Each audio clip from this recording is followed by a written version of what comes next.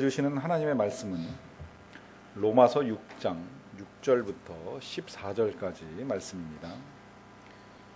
신약성경 246면 로마서 6장 6절부터 14절까지 말씀입니다. 이 계시의 말씀을 제가 받들어 읽어드릴 때 살아계신 하나님의 음성을 들으실 수 있기를 바랍니다.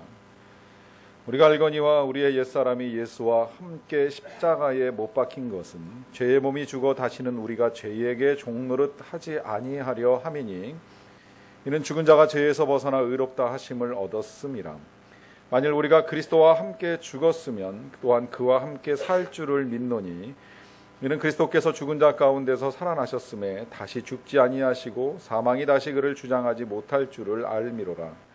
그가 죽으심은 죄에 대하여 단번에 죽으심이요 그가 살아계심은 하나님께 대하여 살아계심이니 이와 같이 너희도 너희 자신을 죄에 대하여는 죽은 자요 그리스도 예수 안에서 하나님께 대하여는 살아있는 자로 여길지어다. 그러므로 너희는 죄가 너희 죽을 몸을 지배하지 못하게 하여 몸의 사욕에 순종하지 말고 또한 너희 지체를 불의의 무기로 죄에게 내주지 말고 오직 너희 자신을 죽은 자 가운데서 다시 살아난 자같이 하나님께 드리며 너희 지체를 의의 무기로 하나님께 드리라. 제가 너희를 주장하지 못하리니 이는 너희가 법 아래 있지 아니하고 은혜 아래 있음이라.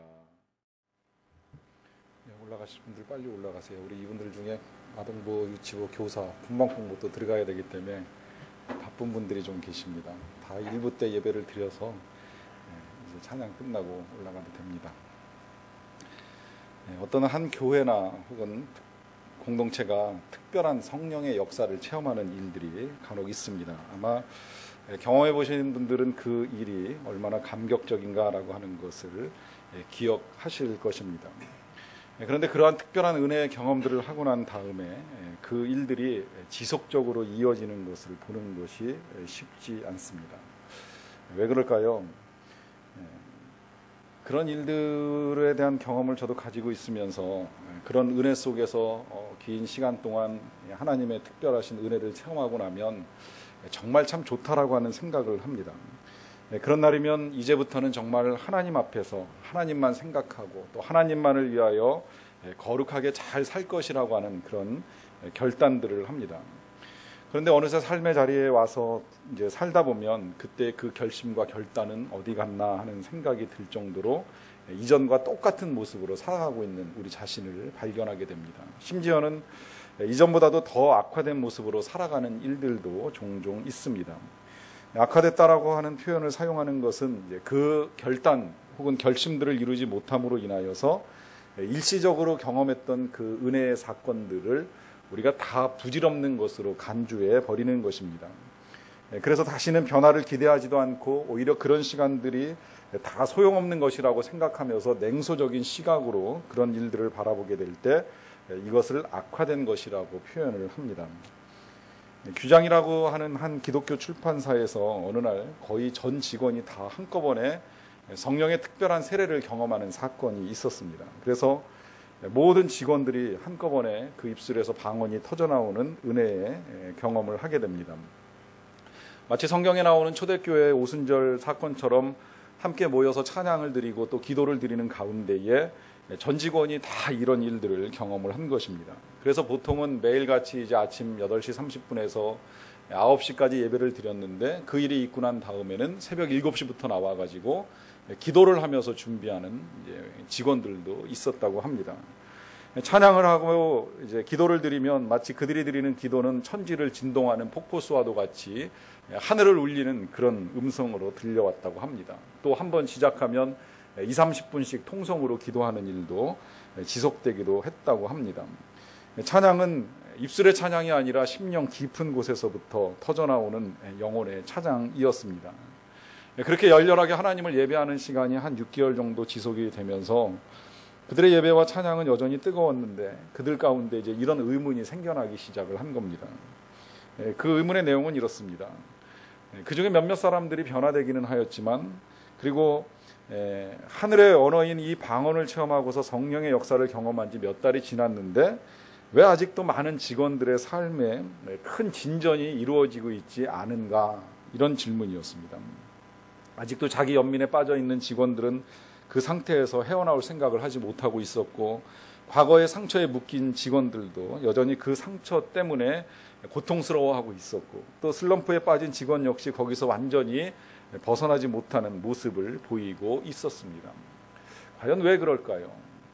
이러한 현상은 초대교회에서도 있었던 일입니다. 가장 대표적인 교회가 고린도 교회라고 할 수 있습니다. 고린도 교회는 은사의 체험이 많은 교회입니다. 그 교회의 대부분의 성도들은 방언을 하는 성도들이었습니다. 그리고 그 중에는 방언을 통역할 줄 아는 성도들도 더러 있었습니다. 뿐만 아니라 예언을 하는 사람도 있었고, 귀신을 쫓아내는 능력을 가진 성도도 있었습니다. 그리고 때로는 능력을 행하는 이런 권세 있는 성도들도 있었습니다. 하지만 그렇다고 해서 그 교회가 온전히 평안을 유지하거나 혹은 그 교회가 사랑의 능력으로 세상을 향하여 영향력을 발휘하고 있지는 못하였습니다. 그들은 사랑하기는커녕 오히려 교회의 성도들이 4개의 분파로 나뉘어져서 다툼과 분쟁이 그치지 아니하였습니다. 어떤 사람은 바울파, 어떤 사람은 게바파, 어떤 사람은 아볼로파, 심지어 나는 그리스도파라고 이야기를 하면서 각기 나뉘어진 분쟁의 모습을 계속 보여주고 있었습니다. 뿐만 아니라 성도들 간의 음행의 문제가 있었고, 심지어는 근친상간까지도 이루어질 정도로 악한 일들이 지속되고 있었습니다. 게다가 성도들 간에 불화가 생기면서 서로 소송하고 법정에다가 문제를 해결하려고 하는 일들도 있었습니다. 그리고 우상의 제물을 먹어야 되느냐 말아야 되느냐라고 하는 문제로 고민을 했었고, 또 하나님께서 세우신 종인 바울의 사도권을 인정할 수 없다라고 말하는 사람도 있을 만큼 이 고린도 교회는 성령의 큰 능력을 체험하였음에도 불구하고 많은 문제를 가지고 있었던 교회입니다. 그래서 고린도전서는 16개의 장으로 구성이 되어 있지만 그 내용의 대부분은 다 이런 문제를 어떻게 볼 것이냐, 또 어떻게 다룰 것이냐라고 하는 이야기로 쓰여진 하나님의 말씀입니다. 이 문제들을 다룸에 있어서 사도 바울은 문제를 다루는 중간중간에 그 답을 찾아 나갑니다. 그 답을 결론부터 먼저 말씀을 드리자라고 하면 그것은 십자가와 부활에서 찾아야 된다라고 하는 것입니다. 그래서 그는 고린도전서에서 이런 말씀을 합니다. 십자가의 도가 멸망하는 자들에게는 미련한 것이요 구원을 받는 우리에게는 하나님의 능력이라. 또 이런 말도 있습니다. 내가 너희 중에서 예수 그리스도와 그가 십자가에 못 박히신 것 외에는 아무것도 알지 아니하기로 작정하였음이니라. 이 말씀은 갈라디아서에서도 반복이 되는데요. 사도 바울은 이렇게 고백을 합니다. 내게는 우리 주 예수 그리스도의 십자가 외에는 결코 자랑할 것이 없나니. 자랑할 것이 없어서 자랑하지 않는다라고 하는 의미가 절대 아닙니다. 사도 바울은 누구보다도 자랑할 것이 많았던 사도입니다. 그의 가문, 그의 문벌, 그의 지식, 그의 공로, 그의 노력, 수고, 얼마든지 자랑하라고 하면 얼마든지 자랑할 수 있는 그런 사람이었습니다. 그러나 그는 고백합니다. 내가 아는 건 십자가뿐이다. 또 내가 자랑할 수 있는 건 십자가뿐이다. 오직 이 십자가만이 내가 알고 내가 자랑할 수 있는 전부라고 하는 고백을 하고 있습니다. 왜 그럴까요? 이유는 단순합니다. 정말로 이 십자가를 바로 안다면 고린도 교회가 가지고 있었던 그런 문제들이 일어날 리가 없기 때문입니다. 그래서 십자가만을 알고 십자가만을 자랑한다라고 선포하는 것입니다. 여러분, 역시 우리들의 문제에도 답은 오직 한 가지입니다. 그것은 십자가에 있습니다. 우리의 삶의 변화도 십자가를 바르게 할 때 이루어지게 되어 있습니다. 여기서 십자가를 안다라고 하는 것이 2000년 전에 있었던 십자가의 사건을 기억하는 것, 아니면 늘 들어왔던 그 십자가 사건을 우리가 지식적으로 알고 있는 것, 혹은 십자가에서 달리신 예수님이 불쌍해서 그 예수님을 향하여 동정심을 갖는 것, 이 정도를 말하지 않습니다. 물론 그렇게 아는 것도 부분적으로야 의미가 있고 도움이 되겠지만 예수님과 우리의 십자가를 안다라고 하는 것은 그 정도를 말하지 않습니다. 이 십자가를 안다라고 하는 것은 그것이 나의 죄의 문제, 또 내 자아의 문제, 나의 구원의 문제, 또 나의 거룩한 삶의 문제, 그러니까 나의 생애 전체와 아주 전적으로 관련되어져 있다라고 하는 사실을 인정하는 것이 십자가를 아는 것입니다. 오늘 본문 6절에서 이렇게 말씀합니다. 우리가 알거니와 우리 옛사람이 예수와 함께 십자가에 못 박힌 것은 죄의 몸이 죽어 다시는 우리가 죄에게 종노릇 하지 아니하려 함이니. 그래요. 자, 이 말씀 속에서 성경은 우리에게 이런 진리 하나를 가르쳐 줍니다. 십자가에 못 박혀 죽으신 것은 예수님만이 아니라는 거예요. 우리가 예수님과 함께 십자가에 못 박혔다고 말씀을 합니다. 갈라디아서 2장 20절을 기억하시는 분들은 기억나실 것입니다. 내가 그리스도와 함께 십자가에 못 박혔나니. 이 성경의 표현은 예수님만 십자가에 못 박히셨다고 말하지 않습니다. 여기 우리 모두가 다 함께 예수님과 함께 십자가에 못 박혔다고 말씀합니다. 또 지금 6절에서도 우리의 옛사람이 예수와 함께 십자가에 못 박혔다고 말씀을 합니다. 그러니까 이 십자가의 사건은 예수님만이 못 박히신 사건이 아닙니다. 우리가 함께 십자가에 못이 박힌 것입니다. 그래서 이 십자가를 볼 때에 우리의 시각이 예수님만의 사건으로 보는 것이 아니라 나의 사건이 된다라고 하는 믿음을 가지고 볼 수 있어야만 합니다. 이것을 우리가 좀 더 명확하게 알기 위하여서 예수님께서 십자가의 고난을 당하시는 과정 전체를 다시 한번 좀 볼 필요가 있습니다. 원래 예수님의 삶 전체는 그 자체가 우리의 삶의 모형입니다. 그래서 예수님이 말씀하시는 것은 우리가 어떻게 살아야 되는지에 대한 지침이 될 수 있습니다. 예수님의 능력은 이제 물론 그 예수님의 능력이 하나님이신 것을 드러내는 능력이기도 하였지만 우리도 예수님을 믿고 성령의 능력을 받으면 예수님처럼 능력을 행하며 살아갈 수 있다라고 하는 것을 다 보여주신 것입니다. 예수님이 한 사람 한 사람을 만나시면서 사랑의 행위를 해주셨던 모습은 우리도 이 세상을 살아가는 동안에 그렇게 살아가는 것이 하나님이 가장 원하시고 기뻐하시는 삶이라고 하는 것을 직접 보여주신 것입니다. 이와 마찬가지로 예수님의 고난의 사건은 예수님이 혼자 겪으시는 일이 아니라 실상은 우리가 다 겪어야 될 일이 무엇인지를 예수님이 대신 보여주신 거예요. 몸으로 보여주신 거예요. 만약에 이 십자가가 없고 예수님의 구원의 사건이 없었다면 우리가 어떤 일들을 겪어 나가야 되는지를 예수님이 그 몸으로 직접 보여주신 것이 이 고난과 십자가의 사건이라고 하는 것입니다. 그래서 그 부분만을 우리가 이제 집중해서 보면서 내가 어떤 일을 겪었어야 되는가라고 하는 것을 한번 생각해 볼 필요가 있습니다. 성만찬이 끝나고 난 다음에 예수님께서 제일 먼저 하신 일은 겟세마네 동산에 올라가셔서 기도를 드리신 것입니다. 기도의 내용에 대해서는 우리가 이제 새벽이나 아니면 금요일 날 다시 생각을 해보겠습니다만은 기도를 드리는 예수님의 태도를 우리가 좀 눈여겨보는 것입니다. 예수님이 대충 기도하고 일어나지 아니하셨습니다. 잠깐 기도하고 멈추지 아니하셨습니다. 기도는 3번이나 반복이 되었고 또 그 기도는 1시간 동안 지속이 되었기 때문에 그 시간을 견디지 못한 제자들이 잠에 골아 떨어질 정도였습니다. 그 1시간 동안 예수님은 하나님께 해주시면 해주시고 말려면 말라는 식의 기도를 드린 것이 아닙니다. 아주 간절하게 기도를 드리셨습니다. 이 십자가가 내게서 지나가기를 기도하셨습니다. 간절한 마음으로 기도를 드리시면서 하나님의 뜻이라면 이 잔을 내게서 떠나가게 달라고 하는 기도를 드리셨습니다. 왜 그럴까요? 그 앞에 놓여있는 십자가가 그만큼 고통스러웠다는 것입니다. 그 십자가뿐만 아니라 십자가를 지기 위하여서 이제 곧 끌려가고 또 재판을 받고 하는 이 모든 과정이 감당하기 힘든 고난의 시간이기에 예수님은 그것을 피했으면 하는 마음을 가지고 간절한 마음으로 하나님께 기도를 드리신 것입니다. 여러분 재판을 경험해 보신 적이 있습니까? 저는 재판정에 나가 서본 적은 없습니다만 소장을 받았던 적은 한 번 있습니다. 잘못을 했다라기보다는 그 일에 있어서만큼은 이제 교회 행정처리상 부목사로 해마다 연임이 되어야 되는데 당회가 모이지 못하다 보니까 연임 청원이 안 되게 되고 그 일로 인하여서 부목사 자격을 유지할 수 없다라고 하는 이제 일부 사람들의 이 소송에 의해 가지고 법원을 통해서 이제 평생 처음으로 제가 소장을 받아보는 일을 한 겁니다. 자, 법정에 끌려나간 것도 아니고 그 다음에 제가 죄를 지은 것도 아니지만 소장 하나가 어느 날 갑자기 등기 우편으로 제 앞에 날라왔을 때 살면서 이런 일도 겪어야 되는가라고 하면서 상당히 기분이 상하더라고요. 정말 기분이 몹시 나빴습니다. 그런 일을 하는 사람들에 대한 미움도 있었습니다. 별것 아닌 이 작은 일 하나도 우리의 마음을 때때로 이런 식으로 흔들어 놓기 시작을 합니다. 그런데 지금 이제 예수님이 겪어나가시는 이런 과정들은 그냥 단순하게 한번 기도하고 넘어갈 그럴 상황이 아니라는 거예요. 예수님은 이제 서서히 좀 쉬운 표현으로 하자면 이제 지옥의 고통을 감당하기 위하여서 나아가는 자리에 계십니다.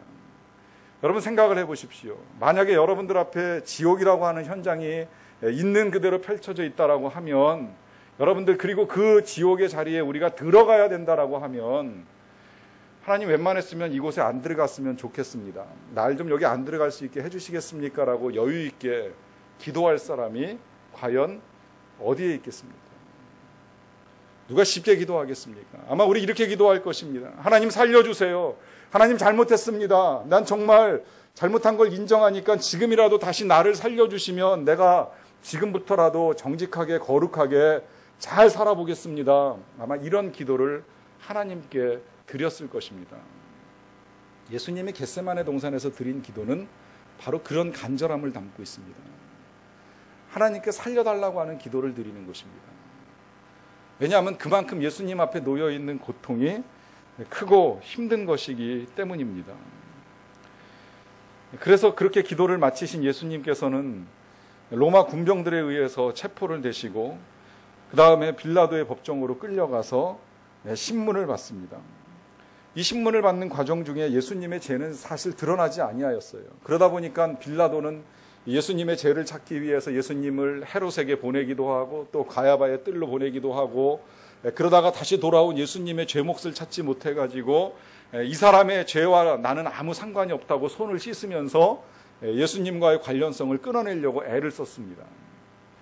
하지만 우리는 사실 우리가 그 재판 자리, 하나님께서 이제 우리를 심판하시는 자리에 우리가 서 있다라고 하면 우리의 상황은 좀 달라집니다.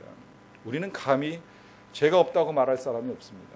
아니 만약에 우리가 지은 죄들이 하나도 다 지워지지 아니하고 있는 그대로 다 노출이 된다면 아마 우리의 죄를 열거하시는 하나님 앞에서 우리는 정말 부끄러워서 견디지 못할 것입니다.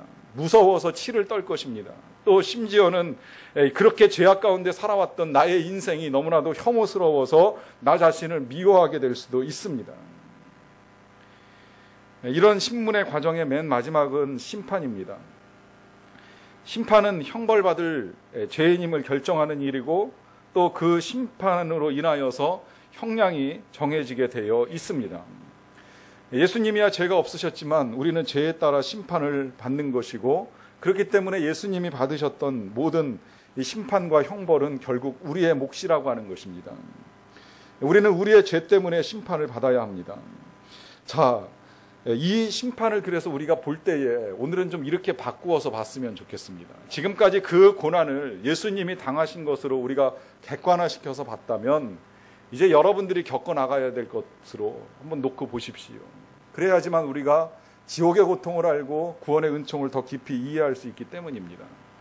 누군가 여러분들을 세워놓고 여러분들을 발가벗겨놓고 여러분들의 등에다가 채찍을 때린다고 생각을 하십시오.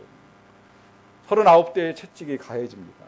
그냥 채찍이 아니라 5개의 가죽띠로 만든 채찍입니다. 그 끝자락에는 납덩이가 달려 있어서 낚싯바늘 같은 그 납덩이가 등짝을 긁어냅니다. 그래서 한 대 한 대 매질이 가해질 때마다 살점이 뜯겨져 나가게 됩니다. 그렇게 매를 맞고 난 다음에 주어지는 것은 가시면류관입니다. 길이 약 3cm 정도 되는 여러 개의 가시가 마치 두개골 속을 파고 들어가는 것 정도의 강력한 고통을 머리에 가하게 됩니다. 그 다음에는 십자가를 지고 가야 됩니다. 이 십자가의 무게는 약 80kg 정도 되는 나무입니다. 그 나무를 찢어져서 피가 흘러나오는 어깨에 지고 수백 미터의 길을 걸어서 올라가야 됩니다. 그리고 그 길에는 많은 사람들이 쳐다보며 구경하고 있습니다. 그렇게 올라가서 그 십자가를 내려놓게 되면 이제 그 십자가 위에 눕혀지게 되고 여러분들의 양손과 발에는 굵은 못이 박힙니다. 그렇게 고통이 끝나지 않습니다. 세워진 십자가 위에 수시간 동안 매달려서 거친 호흡을 몰아쉬면서 죽음을 기다려야 됩니다. 그러는 와중에 또다시 날카로운 창이 옆구리를 찢어 들어오며 몸에 남은 모든 피와 물을 다 쏟아내게 합니다. 이것이 우리가 겪어야 될 형벌이었다라고 하는 것입니다. 주님이 보여주신 건 바로 그것입니다. 우리가 어떻게 죽어가야 되는지, 우리가 지은 죄들에 대해서 어떤 형벌을 받아야 되는지 그것을 보여주시기 위하여서 예수님이 이 모든 고난을 다 당하셨습니다. 당하시면서 이것은 예수님만이 당하시는 것이 아니라 예수님과 함께 우리가 당하는 것이라고, 좀 더 정확하게는 원래는 우리만 당해야 되는 것이라고 가르쳐 주신 것입니다. 그런데 예수님이 당하시면서 그 십자가의 사건을 통해서 말씀을 해주신 거예요. 네가 나와 함께 이 일을 겪었다. 그래서 이제 너도 지옥의 형벌, 너의 죄에 상응하는 모든 죄값을 다 치루었기 때문에 너를 용서해야 한다. 그러면서 이제는 우리가 안 당해도 당한 것처럼 간주해 주신 것입니다. 그래서 우리의 옛사람이 예수와 함께 십자가에 못 박혔다고 그렇게 말씀해 주시는 것입니다. 여러분, 왜 이런 형벌이 우리에게 주어져야 했던 것일까요? 이유는 오직 한 가지, 죄 때문입니다. 죄 때문에 우리가 이런 형벌을 받아야만 하는 것입니다. 그렇다면 이런 의문이 우리에게 있을 수 있습니다. 내가 정말 그런 형벌을 받을 만큼 죄인인가?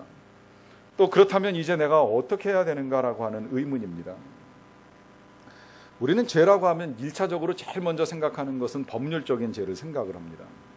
이제 좀 더 나아가면 이제 윤리적인 죄 혹은 이제 양심의 죄 정도 생각을 합니다. 그리고 좀 더 나아가면 남을 미워한 것, 아니면 다른 사람들이 안 보는 데서 남을 욕한 것 정도로 생각을 합니다. 이게 이제 우리 수준에서 생각하는 선과 악이라는 거예요. 그래서 선악을 알게 한다라고 했을 때 우리 나름대로 선악의 기준을 만들어 놓고, 난 이 정도 하면 죄인 줄 알지만 이 정도 안 했으니까 난 죄 없는 거 아니냐라고 하는 이런 착각을 가지고 살아갑니다.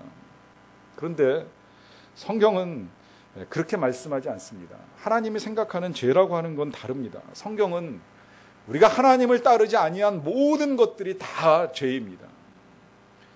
아담이 선악과를 먹었기 때문에 범죄하였다라고 표현할 때 사람들이 오해를 해요. 선악과를 먹어서 죄다? 아닙니다. 정확하게 표현하자면 하나님의 말씀을 따르지 아니한 것이 죄입니다. 먹지 말라고 했으면 먹지 말아야 됩니다. 가지 말라고 하면 가지 말아야 되고, 하지 말라고 하면 안 해야 되고, 하라고 하는 것들을 할 수 있어야만 됩니다. 그렇게 살지 못하였다면 모든 것이 다 죄라는 거예요. 그러니까 로마서 1장에 여러 가지 죄들을 열거하다가 너무 그 많은 죄악들을 열거할 수 없으니까 한마디로 이렇게 정리를 하잖아요. 그 마음에 하나님 두기를 싫어하매, 그래요. 우리의 마음에 하나님 두기를 싫어하는 것, 내 삶의 주인이 하나님이신 것을 인정하기 싫어하는 것, 때때로 내가 주인이고 싶어하고 그래서 내 맘대로 하고 싶어하고 하나님의 뜻을 묻지 않고 살아온 이 모든 것들이 다 죄라는 겁니다. 이 일에 있어서 자유할 사람이 누가 있겠습니까? 난 평생 살면서 오직 하나님의 말씀만을 듣고 그 말씀에 순종하며 전적인 순종 가운데 살아왔다고 감히 자신 있게 말할 사람이 누가 있겠습니까? 짐 월리스라고 하는 분이 부러진 십자가라고 하는 책에서 이런 말씀을 합니다. 회개는 이전 방식들을 뒤로하고 그리스도 안에서 변화를 준비하라는 뜻이다. 이때 가장 중요한 것은 헌신과 충성의 대상을 바꾸고 이전에 주인으로 섬겼던 모든 것에서 벗어나 그리스도를 섬기는 일로 전환하는 것이다. 여기서 회개의 정의를 내려주죠. 회개는 주인을 바꾸는 거예요. 이전에 내가 나의 삶의 주인이었거나 혹은 다른 어떤 거에 의해서 지배를 받았다라고 하면 그 주인을 바꾸고 오직 그리스도를 주인 삼고 하나님만을 주인 삼아서 살아가는 것이 회개라는 거예요. 그렇기 때문에 죄라고 하는 것은 다른 어떤 것이 아니라 하나님을 우리의 삶의 주인으로 인정하지 않고 살았던 모든 것이 죄라는 겁니다. 그래서 만약에 우리가 정말 이 죄를 해결하지 못하였다면 예수님이 겟세마네 동산에서 기도하셨던 것처럼 우리도 살려달라고, 이 형벌이 지나가게 해달라고 간절히 기도해야 돼요. 그리고 만약에 그렇게 해서 이제 기도 구원을 받았다라고 하면 그 다음엔 정말 우리 삶이 달라져야 됩니다. 그걸 오늘 말씀에서 가르쳐 줍니다. 6절 다시 봅니다. 죄에게 종노릇해서는 아니 된다. 또 11절에서 죄악에 대하여서는 죽은 사람이라고 선언해야 된다. 11절에서 죄가 우리의 몸을 지배하지 않도록 해야 된다. 13절에서 우리의 몸을 불의의 무기로 죄에게 내주는 일을 해서는 아니 된다. 표현이 각기 다르지만 이 말씀들을 바꾸자면 이런 내용이에요. 결국 우리는 죄의 종노릇해서는 아니 되고 하나님의 종노릇을 해야 된다는 겁니다. 우리가 죄에 대해서는 죽은 사람이라고 선언하는 것은 하나님 앞에서만 살 수 있다는 것을 인정해야 된다는 거예요. 죄가 우리 몸을 지배하지 않도록 해야 되려면 우리는 하나님이 우리의 몸을 지배하시도록 해야 됩니다. 그리고 그 하나님께서 우리의 몸을 의의 무기로 사용할 수 있도록 내어 드려야 된다는 거예요. 만약에 우리가 이렇게 살아가지 않는다면 교회는 다니지만 우리는 천국에 갈 수 없습니다. 죄를 인정하지 않는 것은 십자가를 인정하지 않는 것입니다. 십자가를 인정하지 않는 사람은 하나님께서 용서하시고 구원하실 수가 없습니다. 그래서 교회는 다녀도 예수님과 예수 그리스도의 십자가를 믿지 아니하고는 하나님께서 구원의 은혜를 베푸실 수가 없는 것입니다. 그 성령의 강력한 은사를 체험했던 이 출판사 규장의 직원들은 그 후에 직원 한 사람 한 사람이 이제 거룩한 하나님의 사람으로 서야 된다라고 하는 각성이 일어나기 시작을 했습니다. 그래서 직원들이 하나님의 말씀을 다시 읽어나가기 시작했어요. 그 하나님의 말씀을 읽는 것은 그냥 단순한 지적인 독서가 아니라 이 말씀이 나를 변화시키는 생명의 말씀이라고 하는 생각을 가지고 아주 맹렬하게 읽어나갔다고 합니다. 또 회사의 옥탑방에다가 기도실을 만들어서 아침 9시부터 밤 10시까지 개방을 해놓고 자원하는 사람은 누구라도 들어가서 그 속에서 1시간 이상씩 기도하며 하나님과 깊이 교제하는 일을 하였다고 합니다. 그리고 서로 간에 죄를 자복하며 자신들의 교만과 위선을 고백을 했습니다. 심지어 그 중에는 그 회사를 입사하면서 신상 명세서에다가 거짓으로 크리스천이라고 적었지만 자신은 실은 하나님을 믿는 사람이 아니었다라고 고백한 것까지 공개적으로 회개를 하였습니다. 그들은 감추고 싶은 은밀한 죄, 더럽고 가증한 죄를 회개하면서 울지 않는 사람이 없었습니다. 회사의 근무 시간에 회사의 시간을 도적질해서 자기 개인적인 일을 보거나 심지어 회사의 컴퓨터를 이용해서 악하고 더러운 영상들을 즐겼던 것까지도 공개적으로 다 회개를 하면서 자복하는 시간을 가졌습니다. 그런 시간들을 가지면서 그들은 이런 사실을 발견하게 된 거예요. 진심을 담은 이 구체적인 회개가 쏟아지는 만큼 하나님으로부터 부어주시는 이 그리스도의 십자가의 사죄의 은혜가 풍성히 넘치는 것을 경험하게 된 것입니다. 그러면서 이 통회 자복으로 끝나는 것이 아니라 회개의 열매로 나타나기 시작을 했어요. 회개한 직원들의 마음속에 예수님이 주시는 하늘의 평안이 가득히 차올라서 직원들의 얼굴빛이 달라지기 시작했답니다. 그래서 회사 내에서 등진 사람들이 자발적으로 끌어안고 화해하는 일들이 동시다발적으로 일어났고요. 또 서로 간에 눈물을 뿌리면서 용서를 해달라고 사죄하는 일들도 있었습니다. 업무 시간에 화를 내는 사람들은 완전히 사라지고 직원들 간의 화목한 분위기가 진작이 되면서 모두가 다 세상에 줄 수 없는 하늘의 평안을 경험하게 되었다고 말합니다.